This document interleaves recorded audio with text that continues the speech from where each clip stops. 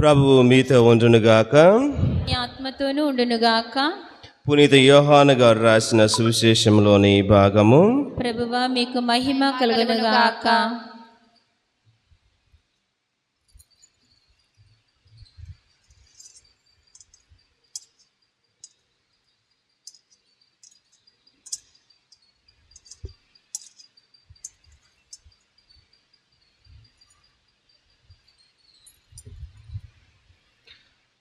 యోహాను శుభవార్త 20వ అధ్యాయము 19వ వచనం నుంచి 23వ వచనం వరకు.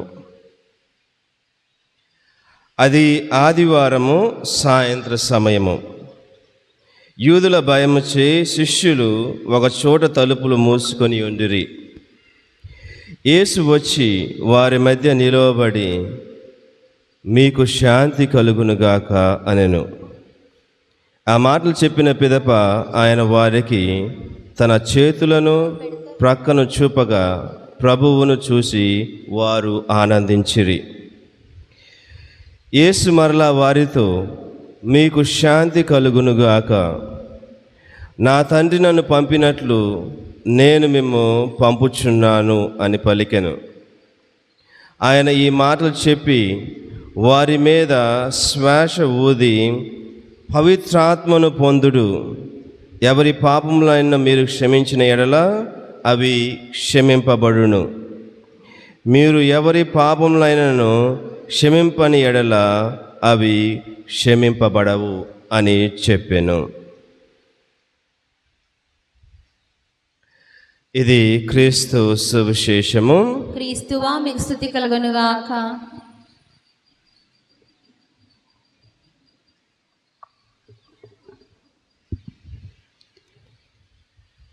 క్రీస్తునాథుని యందు ప్రియమైన దేవుని బిడ్డలారా, వాక్యంలోనికి వెళ్ళే ముందు ఒకసారి కళ్ళు మూసుకుందాం, చేతులు జోడించుదాం. ఈనాడు యావత్ కథోలిక శ్రీ సభ పెంతుకోస్తు పండుగను కొనియాడుతున్నటువంటి సందర్భములో మనలందరినీ దీవించమని, తన యొక్క ఆత్మతో మనలందరినీ కూడా అభిషేకించమని మనమందరము ఆ భగవంతునికి ప్రార్థన చేసి అడుగుదాం. పరిశుద్ధుడైన మా తండ్రి, ఆదరణకర్తవైనటువంటి మా క్రీస్తువా, మేమందరము కూడా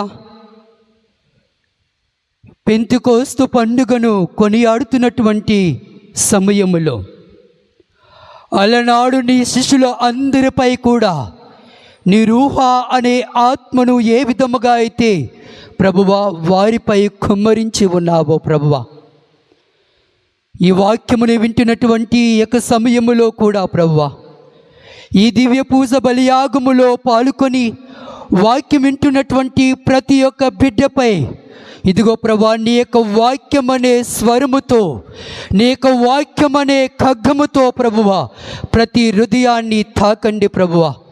నీ యొక్క ఆత్మ అభిషేకాన్ని ప్రతి ఒక్కరిపై కూడా కుమ్మరించమని అడుగుతూ ఉన్నాము యేసయ్య.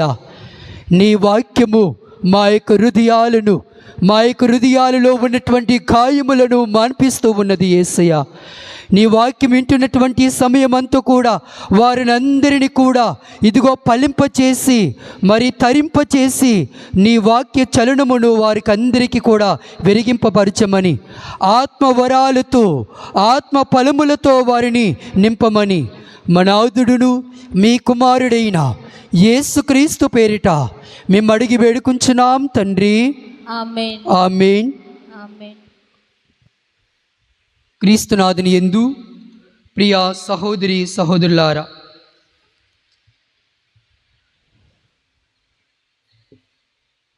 ఈనాడు పెంతెకోస్తు పండుగను కొనియాడుతూ ఉన్నాము. ఈ పెంతెకోస్తు పండుగను కొనియాడుతున్నటువంటి సమయంలో మనమందరము కూడా ధ్యానించవలసినటువంటి 3 ముఖ్య విషయములు ఉన్నాయి ప్రియ దేవుని బిడ్డలారా. యూదులకు 3 ముఖ్యమైన పండుగలు. ఒకటి పాస్కా పండుగ, 2 పెంతుకోస్తు పండుగ, 3 గొడారాల పండుగ. ఈ 3 పండుగలు కూడా అత్యంత ముఖ్యమైనటువంటివి ప్రియ దేవుని బిడ్డలారా. ఈ 3 పండుగలని ప్రతి సంవత్సరము కూడా ఎంతో వైభవముగా, సంతోషముతో, ఉల్లాసముతో, ఉత్సాహముతో జరుపుకునేవారు ఈ 3 పండుగలు కూడా. ఈ 3 పండుగలు యూదులు తప్పక జరుపుకునే పండుగలు. జెరూసలేము పట్టణానికి 20 కిలోమీటర్ల దూరములో ఉన్న ఆ మగవారు అంతా కూడా తప్పక ఆ నగరానికి వచ్చి ఆ పండుగల్లో పాల్గొనాలని ఒక ధర్మశాస్త్రము వారికి బోధిస్తూ ఉంది ప్రియ దేవుని బిడ్డలారా. అయితే సాంప్రదాయ ప్రకారము పాలస్తీనా దేశములోని నలుమూలల నుండి, చుట్టుపక్కల దేశాల నుండి జెరూసలేముకు వచ్చి ఈ 3 పండుగలని సంవత్సరములో 3 సార్లు మరియు వారం రోజుల పాటు సంతోషముగా జరుపుకుంటారు ప్రియ దేవుని బిడ్డలారా. అయితే మరి యూదుల పాస్కా పండుగ అనంతరము 7 వారాలు తర్వాత, అంటే 50 రోజుల తర్వాత మరి పెంతుకోస్తు పండుగను జరుపుకుంటారు. ఆ పెంతుకోస్తు పండుగని ఈనాడు 50 రోజుల తర్వాత మరి మనము జరుపుకుంటూ ఉన్నాము ప్రియ దేవుని బిడ్డలారా. యేసువా వందనం, యేసువా స్తోత్రం, యేసువా వందనం, యేసువా స్తోత్రం, తండ్రి స్తుతి, తండ్రి స్తోత్రం, ఆత్మదేవా వందనం, ఆత్మదేవా స్తోత్రం, త్రియేక దేవా వందనం, త్రియేక దేవా స్తోత్రం. ప్రియ దేవుని బిడ్డలారా, అందుకోసమే ఇది యూదుల 3 ప్రధాన పండుగలలో ఈ పెంతెకోస్తు పండుగ అనేది ముఖ్యమైన పండుగ ప్రియ దేవుని బిడ్డలారా. అయితే యూదులు ప్రధానముగా కోతకాలము ముగియ సందర్భమున దేవునికి కృతజ్ఞతలు, ధన్యవాదములు తెలుపుటకు ఈ పండుగను కొనియాడేవారు. ఆ రోజులలో గోధుమ పంట ప్రథమ ఫలాలను దేవునికి అర్పించేవారు.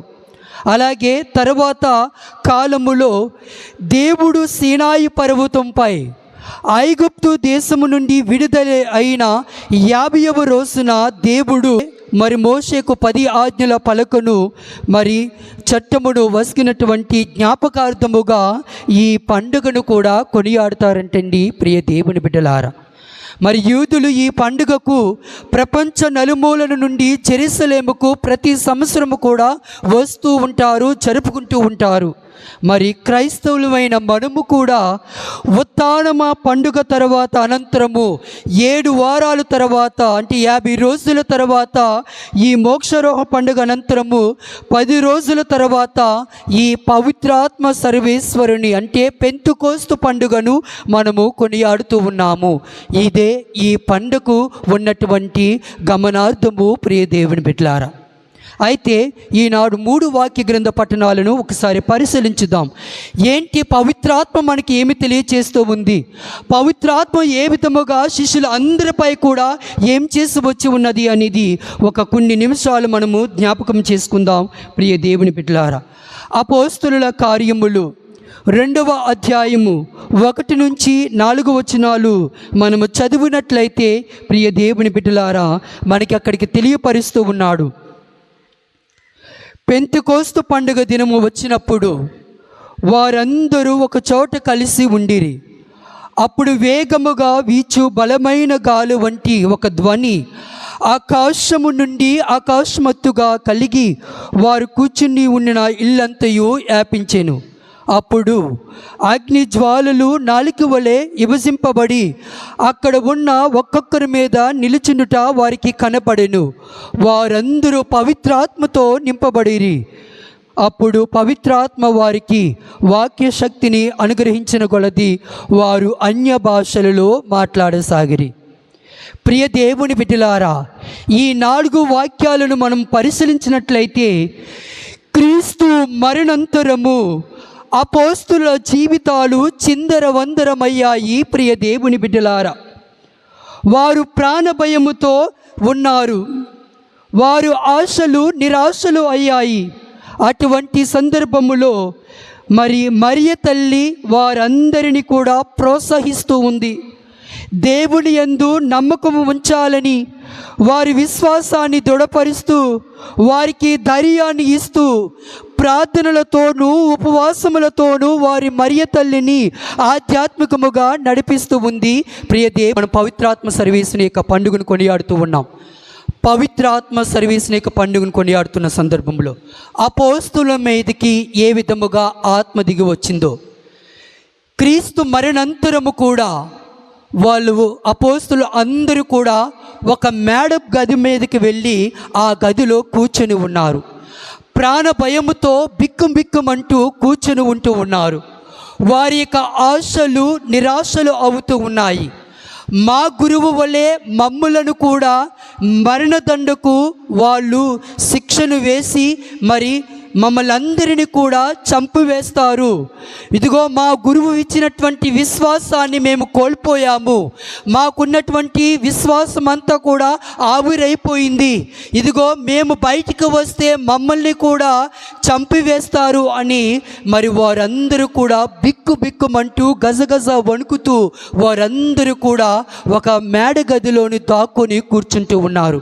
అప్పుడు మరియ తల్లి వారి యొక్క జీవితములో ఏ విశ్వాసమైతే కోల్పోయారో, ఏ కలతతో అయితే ఉన్నారో, ఏ శోధనలతో అయితే ఉన్నారో, ఏ కష్టముతో అయితే వారు ఉన్నారో, అవి అన్నీ కూడా మరియ తల్లి వెళ్ళిన తర్వాత వారికి ధైర్యాన్ని ఇస్తూ మరి ఆ ధైర్యముతో ఉన్న వారిని ప్రోత్సహిస్తూ, ఇదిగో మీరు దేవుని యందు విశ్వాసాన్ని ఉంచండి, దేవుని యందు నమ్మకాన్ని ఉంచండి, దేవుని మీద ఆధారపడి జీవించండి అని వారిని ప్రోత్సహిస్తూ ప్రార్థనలతోనూ విశ్వాసముతోనూ వరకు కూడా అధైర్యముతో ఉన్నటువంటి శిష్యులందరూ కూడా ధైర్యాన్ని తెచ్చుకొని, విశ్వాసాన్ని కోల్పోయినటువంటి శిష్యులు అందరూ కూడా ధైర్యముతో మరి ఒక్కసారే మరి వారు ముందుకు వెళుతూ ఉన్నారు.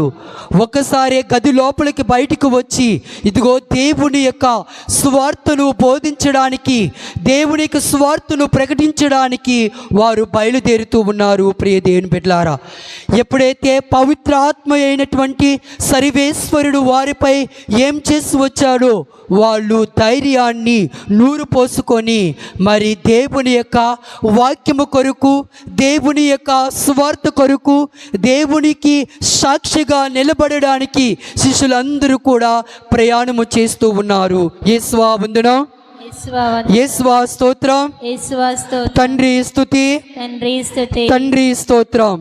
ఎప్పుడైతే దేవుని యొక్క ఆత్మ వారిపై కుమ్మరించబడిందో వారు అన్య భాషలలో మాట్లాడుతూ ఉన్నారు. అది ఒక భాషే, కానీ వారి భాషలలో మరి మాట్లాడుతూ దేవుని యొక్క స్వార్థను ప్రకటించడానికి ఉన్నారు. ప్రియ దేవుని బిడ్డలారా, ఈనాడు ఆ ఆత్మ మనమును కూడా సంపాదించుకుంటూ ఉన్నామా? అందుకోసమే దేవుడు మనకందరికీ కూడా ఇస్తున్నటువంటి వాక్యము ఏమిటంటే, మీరు అధైర్యపడవద్దు, నేను నీకు తోడుగా ఉన్నాను, నీకు ధైర్యాన్ని ఇస్తూ ఉన్నానని మనకందరికీ కూడా నూరు పోస్తూ ఉన్నారు. ప్రియ దేవుని బిడ్డలారా, అందుకోసమే మరి ఈనాడు పవిత్ర ఆత్మ అనేది రూహా అనే ఆ యొక్క పదము హీబ్రూ భాష నుండి తీసుకోబడినది. రూహా అనే యొక్క పదము మరి హీబ్రూ భాష నుండి తీసుకోబడినది. ఈ రూహా అనే ఆత్మ అంటే గాలి, శ్వాస అని అర్థము. అంటే ప్రియ దేవుని బిడ్డలారా, యేసు ప్రభువే ఆదరణకర్తగా, ఇదిగో ఆదుకునే దేవుడుగా, మన యొక్క శ్వాసలో, మన యొక్క ఊపిరిలో మనము ఏమి చేసినా ఆయనే సమస్తమని మనకందరికీ కూడా వెలిగింప చేస్తూ ఉంది. ప్రియ దేవుని బిడ్డలారా, అందుకోసమే మనమందరము కూడా దేవుని యొక్క శ్వాసతో, దేవుని యొక్క ప్రయాణములో, దేవుని యొక్క మార్గములో జీవించగలగాలి. ప్రియ దేవుని బిడ్డలారా, మరి ఈనాడు మనకందరికీ కూడా ఇస్తున్నటువంటి వాక్యం ప్రకారము మనమును జీవించగలుగుతూ ఉన్నామా? అలనాడు అపోస్తులపై ఏం చేసినటువంటి ఆత్మ ఈనాడు మనమును కూడా మన అనుదిన జీవితములో ఒక్కసారైనా దేవుని యొక్క ఆత్మను సంపాదించుకోవడానికి మనం ప్రయత్నము చేస్తూ ఉన్నామా లేదని ఆత్మ పరిశీలనము చేసుకోమంటూ ఉన్నాడు. ఈనాటి సువిశేష పట్టణాన్ని పరిశీలించినట్లయితే శిష్యులందరూ ఉన్నప్పుడు దేవుడు మరి క్రీస్తు భగవానుడు వారిపై శ్వాసను ఊదుతూ ఉన్నాడు. శ్వాస లేకపోతే మనిషి బతకలేడు, శ్వాస ఉంటేనే బ్రతుకుతాడు. శ్వాస లేకపోయినా మనిషికి అన్నీ ఉన్నా కదలిక లేకపోయినా మనిషి ఈ లోకములో బ్రతకలేడు. శ్వాస ఎంతో అవసరము, ఊపిరి ఎంతో అవసరము, ప్రాణము ఎంతో అవసరము. అది లేకపోతే మన జీవితాలు అన్నీ కూడా చచ్చిపోయినటువంటి కలంబరములాగా ఉంటాయి. ప్రియ దేవుని బిడ్డలారా, అందుకోసమే దేవుని యొక్క శ్వాస కావాలన్నా, దేవుని యొక్క ఊపిరి కావాలన్నా, దేవుని యొక్క ప్రాణము కావాలన్నా, ఇదిగో మనం దేవుడిచ్చినటువంటి జీవితాన్ని సద్వినియోగము చేసుకుంటూ ఆ శ్వాసాహితుడైనటువంటి దేవునికి, ఆ ఆదరణకర్త అయినటువంటి దేవునిని మనము ఎప్పుడు కూడా ప్రార్థన చేస్తూ ఆ ప్రార్థనలో మనమందరము కూడా నిలగలిగినప్పుడే దేవుని యొక్క శ్వాస అయినటువంటి ఆత్మను మన అనుదిన జీవితములో సంపాదించుకుంటాం. ప్రియ దేవుని బిడ్డలారా, యేసువా వందనం, యేసువా స్తోత్రం, తండ్రి స్తుతి, తండ్రి స్తోత్రం, ఆత్మదేవా వందనం, ఆత్మదేవా స్తోత్రం, త్రియేక దేవా వందనం, త్రియేక దేవా స్తోత్రం. Praise the lord, praise the lord, praise the lord, praise the lord. అందుకోసం ఈనాటి రెండో పట్టణాన్ని మనం చూసినట్లయితే, శరీరానుసారముగా జీవించొద్దు. శరీర కార్యములైనటువంటివి ఎన్నో మనకి తెలియపరుస్తూ ఉన్నాడు. కామత్వము, లోపము, తాగుడు, ఇలా ఎన్నెన్నో మరి మనకన్నీ కూడా రెండో పట్టణం ద్వారా మనకి తెలియపరుస్తూ ఉన్నారు. ఎవరెవరైతే మరి తాగుబోతుతనముతో, చెడు వ్యసనాలకు, శరీరానికి సంబంధించినటువంటి కార్యములను చేస్తారో వారెవ్వరు కూడా దేవునికి సంబంధించిన వారు కాదు.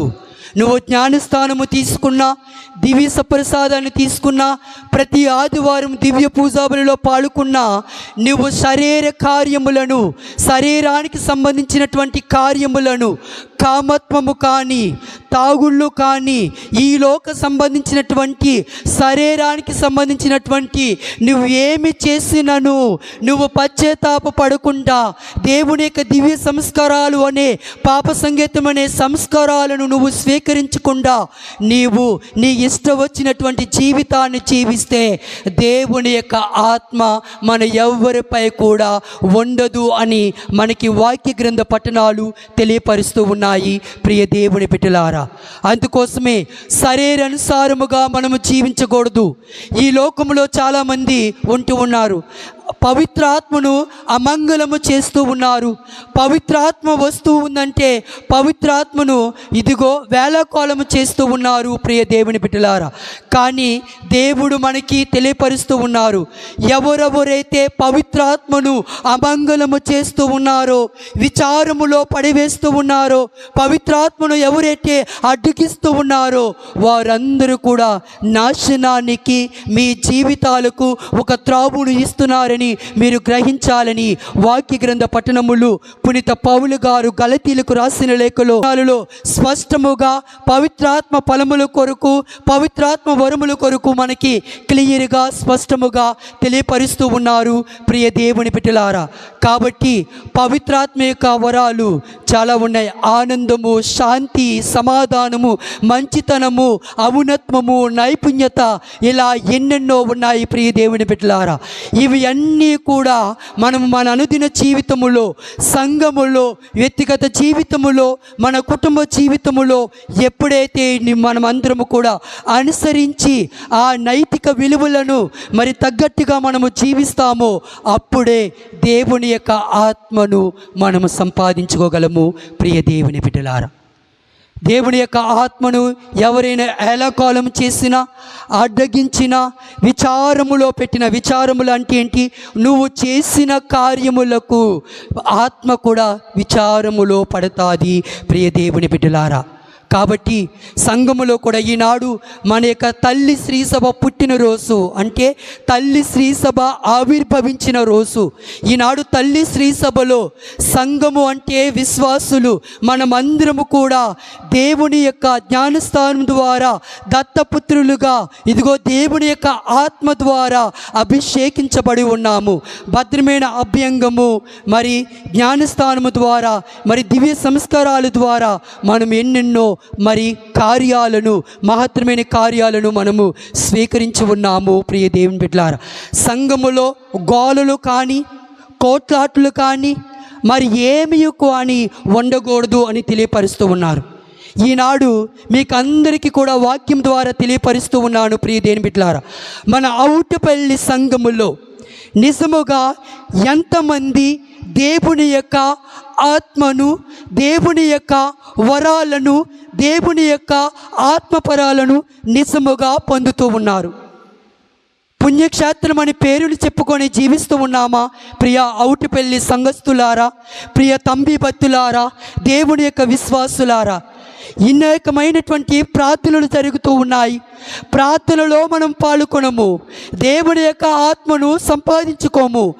కానీ ఈనాడు వాక్యము ద్వారా తెలియపరుస్తూ ఉంది, ఇదిగో సంఘములో జీవిస్తున్నటువంటి ప్రతి ఒక్క బిడ్డ గోలలతో కానీ, కోట్లాటలతో కానీ ఐక్యత లేకుండా జీవిస్తూ ఉన్నవారులారా, అయితే మీరు దేవుని యొక్క ఆత్మను సంపాదించుకోలేరు అని తెలియపరుస్తూ ఉంది. మన అవుటిపల్లి సంఘస్థులు కూడా ఆలోచించవలసినటువంటి సమయము రానే వచ్చి ఉంది. అందుకోసమే ఈనాడు మనం ఎపిసీలకు రాసిన లేఖలో మనం చూసినట్లయితే మరి మనకి తెలియపరుస్తున్నారు, కొందరిని టీచర్స్ గాను, కొందరిని సువార్థికులు గాను, మరి కొందరిని దేవుని యొక్క వాక్య పరిచయలుగాను దేవుడు ఎన్నుకుంటున్నారని తెలియపరుస్తూ ఉన్నారు. కొందరిని దేవుణ్ణి స్తుతించడానికి, పాటలు పాడడానికి, గానము చేయడానికి పవిత్రమైన స్వరమును ఇచ్చినప్పుడు మనము దేవునికి ఉపయోగించాలి, దేవునికి ఉపయోగించాలి. కోట్లాట్లు కాదు, సంఘములో విభేదాలు కాదు, సంఘములో మరి అనేకమైనటువంటి కార్యాలను తెచ్చుకుంటూ సంఘాన్ని విడిపెట్టకూడదు. సంఘములోని ఎటువంటి గోళలు మరి ఏమీ కూడా మనము తీసుకొని రాకూడదు. సంఘము అంటే విశ్వాసుల యొక్క సంఘము అంటే ఐక్యమతముగా జీవించాలి. అందరూ కలిసి సహోదరమనులుగా మనము జీవించినప్పుడే, సంఘమంతా కూడా కలిసి ప్రార్థన చేసినప్పుడు ఆ ప్రార్థన దేవుడు ఆలకిస్తాడు. అప్పుడు దేవుని యొక్క ఆత్మవరాలను మనం పొందుకుంటాము. ప్రియ దేవుని బిడ్డలారా, ఈనాడు మన పరిస్థితి ఎలాగుంది, మన యొక్క నడవడిక ఎలాగుంది, మన యొక్క క్రియలు ఎలాగున్నాయి? దేవుని వాక్యమును ప్రతి వారు వింటున్నాము, ఒక చెవిని విడిచి మరొక చెవిని వింటూ మనము జీవిస్తూ ఉన్నామా? ప్రియ దేవుని బిడ్డలారా, మార్పు లేని జీవితము ఈ పూజలు ఎందుకు, ఈ ప్రార్థనలు ఎందుకు, ఈ యొక్క దివ్యమైనటువంటి వాక్యములు ఎందుకు? ప్రియ దేవుని బిడ్డలారా, పుణ్యక్షేత్రం అనే పేరుని చెప్పుకొని మనము కత్రినకు క్రైస్తవులుగా మనము జీవిస్తూ ఉన్నామా? ఆది క్రైస్తవులు చేసిన పరిశుద్ధాత్మ అయినటువంటి ఆ ప్రార్థనను వైదొలిగి మనము కత్రినక క్రైస్తవులుగా ఈ కంప్యూటర్ యుగములో ఉన్నటువంటి మనమందరము కూడా జీవిస్తూ ఉన్నామా? ప్రియ దేవుని బిడ్డలారా, ఈనాడు ఇదిగో పవిత్రాత్మ యొక్క పండుగను జరుపుకుంటున్నటువంటి సమయములో అందరినీ కూడా ప్రశ్నించుకోమంటూ ఉన్నాడు. ప్రియ అవుటిపల్లి సంఘస్థులారా, తంబి భక్తులారా, విశ్వాసులారా, ఈ యొక్క సమయము రానే వచ్చి ఉంది. మీలో మార్పు లేకపోతే ఈ పూజలు, ఈ ప్రార్థనలు మనకి వ్యర్థము. ప్రియ దేవుని బిడ్డలారా, క్షమించమంటూ ఉన్నాడు. నీ పాపములను నువ్వు క్షమించినట్లయితే, ఇదిగో నువ్వు ఎవరి పాపములను క్షమించదవో అప్పుడు నీ పాపములు కూడా క్షమించబడతాయి. నువ్వు ఎవరినైతే క్షమిస్తూ ఇదిగో సోదర ప్రేమను నువ్వు చూపిస్తావో ఇతరులు కూడా ఇదిగో మరి నీ మీద కనికరమును ప్రేమను కనపరుస్తాడు అని వాక్య గ్రంథ పఠనాల ద్వారా తెలియపరుస్తూ ఉన్నారు. ప్రియ దేవుని బిడ్డలారా, మారమంటూ ఉన్నాడు. పవిత్రాత్మ శక్తిని మనం సంపాదించుకోవాలి. పవిత్రాత్మ యొక్క ఆత్మను మనం సంపాదించుకున్నప్పుడు ఈ రూహా అనే ఆత్మను ఎప్పుడైతే మనం సంపాదించుకుంటామో అప్పుడే దేవుని యొక్క ప్రియమైనటువంటి దత్తపుత్రులుగా మనమందరము కూడా పరిగణించుకోబడతాము. ప్రియ దేవుని బిడ్డలారా, చివరిగా కొంతమంది క్రైస్తవ సోదరులను కొంతమంది ఇదిగో మనం మత మార్పిడి చేస్తూ ఉన్నాము అని అంటూ ఉన్నాడు. అది అసత్యము. ఇదిగో దేవుడు ఈనాడు వాక్యం ద్వారా కూడా సెలవిస్తూ ఉన్నారు. ఎవరైతే యేసుక్రీస్తు ప్రభువని ఆత్మ ద్వారా ఒప్పుకుంటాడో ఇదిగో వారు మాత్రమే ప్రభుని తెలుసుకుంటాడని తెలియపరుస్తూ ఉన్నారు. ఆత్మ ద్వారానే మనం మారగలుగుతాము. ఆత్మ ద్వారానే మనము ఇదిగో దేవుని యొక్క మార్గములో జీవించగలుగుతాము. ప్రియ దేవుని బిడ్డలారా, కాబట్టి దేవుడిచ్చినటువంటి ఆత్మను, ఆత్మ ఫలాలను, మరి పవిత్రాత్మిక వరాలను మన అనుదిన జీవితములో మనము సంపాదించుకుంటూ దేవుని యొక్క మార్గములో జీవించడానికి మనం ప్రయత్నం చేద్దాం. ఆమేన్. వాళ్ళని ప్రోత్సహిస్తూ మీరు వెళ్ళండి, దేవుని యొక్క ఆత్మ మీపై ఉంటుందని మరి వాళ్ళకందరికీ కూడా మరియ తల్లి ప్రోత్సహిస్తూ ఉంది. ప్రియ దేవుని బిడ్డలారా, ఎప్పుడైతే మరియ తల్లి వారికి ధైర్యాన్ని ఇస్తూ ఉందో మాటల ద్వారా మరి దేవుని యొక్క